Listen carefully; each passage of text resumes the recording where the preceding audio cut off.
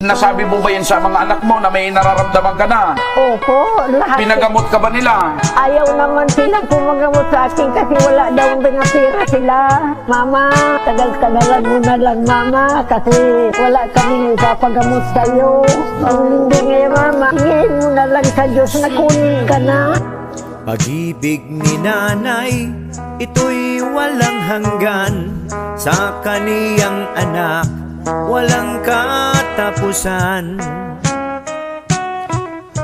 Ika'y isang hiyas, di kayang tumbasan ng anumang yaman o ari-arian.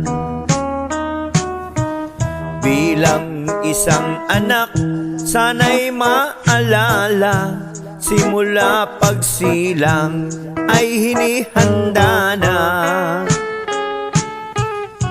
lahat ng kailangan, pati sarili niya. Nasasabik na siyang ikaw ay makita. Andun ka pa lamang sa sinapupunan, maraming hirap na ang pinagdaanan. Buhay niya'y nanganib sa iyong pagsilang dahil po sa sakit niyang naranasan. Noong isilang ka ni nanay sa mundo, iyong nasaksihan kaniyang sakripisyo. Kahit laging puyat siya sa pag-iyak mo, babangot gigising lagi para sa'yo. Ikaw ay lumaki sa kaniyang aruga, gatas niyang kay tamis, laging nakahanda. Sa dalawang bisig, idinuduyan ka hanggang makatulog sa kaniyang musika. Kapag may sakit ka at may dinaramdam, ay parang kay bigat niya ring pakiramdam. Di siya makatulog, inaantok man yan, maging sa pagkain hindi rin ganahan. Sa iyong pag-iyak siya'y mas nasasaktan, gagawin ang lahat, mapatahan ka lang. Sa mga problema mo at kabiguan, handa siyang makinig at ika'y tulungan. Sa iyong paglaki, minsay di mo sadya, ika'y magkamali sa iyong ginagawa.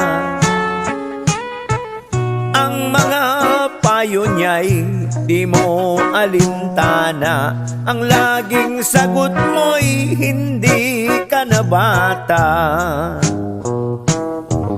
Minsay di mo alam, siya ay nagtatampo, di niya sinasabi sa'yo ang totoo.